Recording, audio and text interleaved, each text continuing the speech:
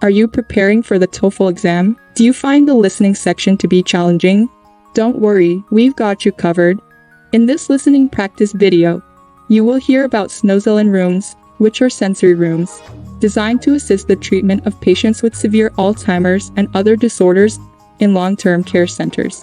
Practice your listening skills by taking notes and answering questions based on the lecture. And don't worry if you don't get everything right the first time. At the end, you will be able to review the lecture with subtitles. So grab a notebook, put on your headphones, and get ready to take your listening skills to the next level.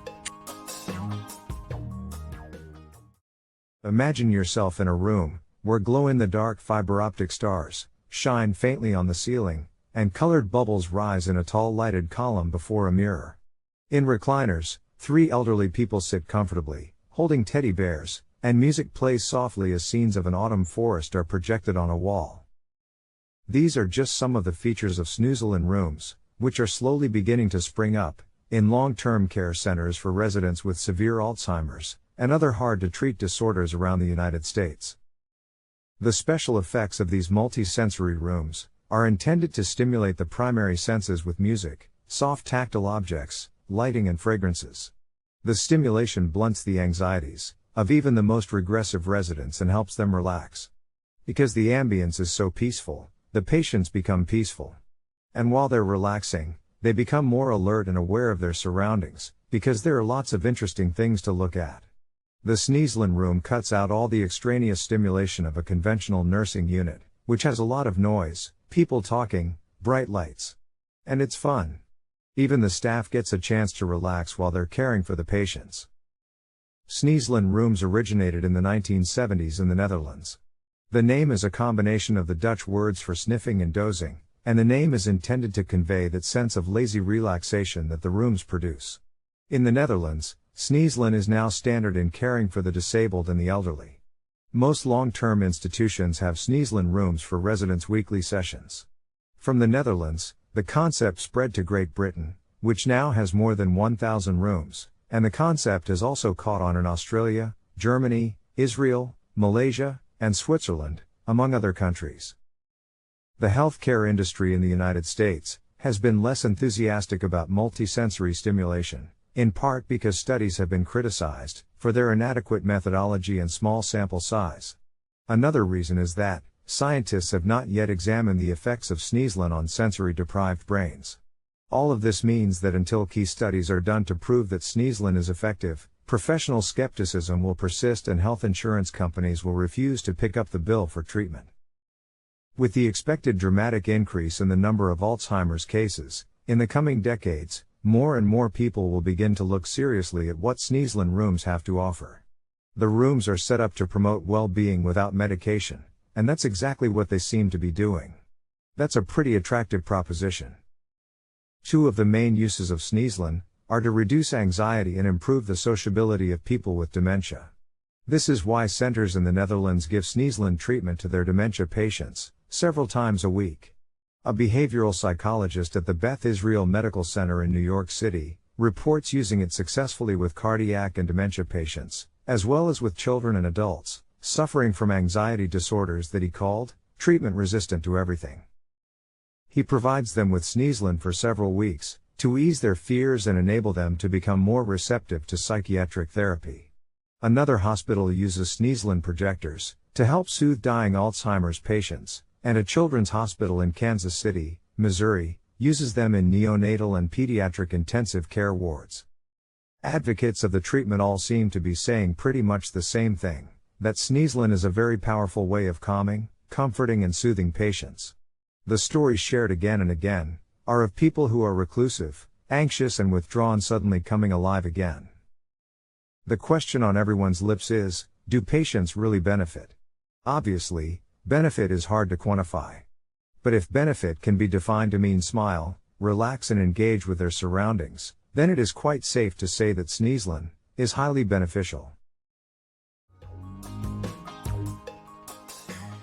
1.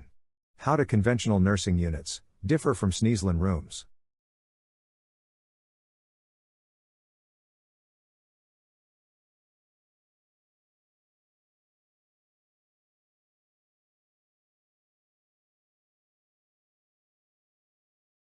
2. In which country did Snoezelen originate?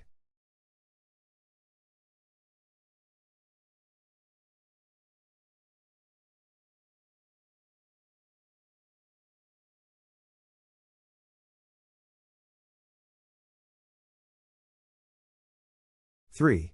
Why do some people criticize the studies that have been done?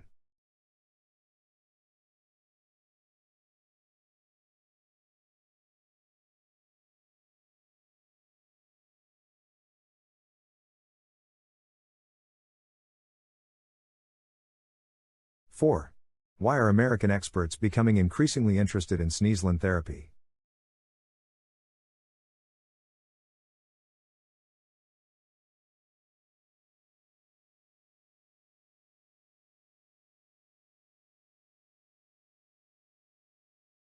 Five. According to the passage, which is not one of the benefits associated with Snoezelen therapy?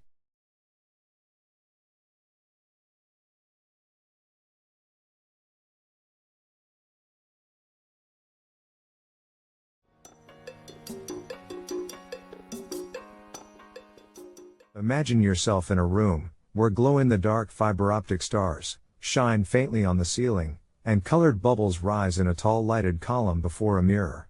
In recliners, 3 elderly people sit comfortably, holding teddy bears, and music plays softly as scenes of an autumn forest are projected on a wall. These are just some of the features of Snoezelen rooms, which are slowly beginning to spring up in long-term care centers for residents with severe Alzheimer's and other hard-to-treat disorders around the United States. The special effects of these multi-sensory rooms are intended to stimulate the primary senses with music, soft tactile objects, lighting and fragrances.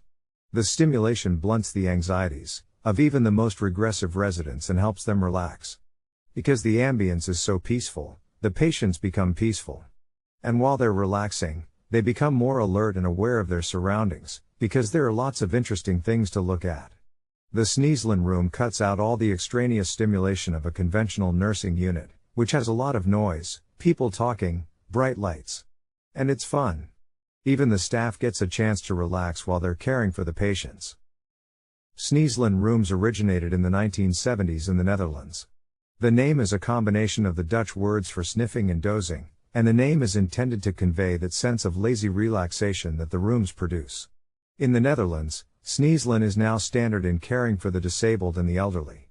Most long-term institutions have Snoezelen rooms for residents' weekly sessions.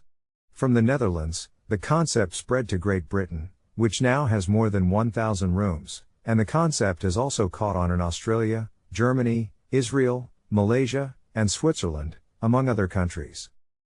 The healthcare industry in the United States has been less enthusiastic about multisensory stimulation, in part because studies have been criticized for their inadequate methodology and small sample size. Another reason is that scientists have not yet examined the effects of Snoezelen on sensory-deprived brains. All of this means that until key studies are done to prove that Snoezelen is effective, professional skepticism will persist and health insurance companies will refuse to pick up the bill for treatment. With the expected dramatic increase in the number of Alzheimer's cases in the coming decades, more and more people will begin to look seriously at what Snoezelen rooms have to offer.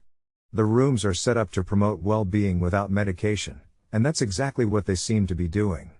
That's a pretty attractive proposition. 2 of the main uses of Snoezelen are to reduce anxiety and improve the sociability of people with dementia. This is why centers in the Netherlands give Snoezelen treatment to their dementia patients several times a week. A behavioral psychologist at the Beth Israel Medical Center in New York City reports using it successfully with cardiac and dementia patients, as well as with children and adults suffering from anxiety disorders that he called treatment-resistant to everything. He provides them with Snoezelen for several weeks to ease their fears and enable them to become more receptive to psychiatric therapy. Another hospital uses Snoezelen projectors to help soothe dying Alzheimer's patients, and a children's hospital in Kansas City, Missouri, uses them in neonatal and pediatric intensive care wards. Advocates of the treatment all seem to be saying pretty much the same thing, that Snoezelen is a very powerful way of calming, comforting and soothing patients. The stories shared again and again are of people who are reclusive, anxious and withdrawn suddenly coming alive again. The question on everyone's lips is, do patients really benefit? Obviously, benefit is hard to quantify.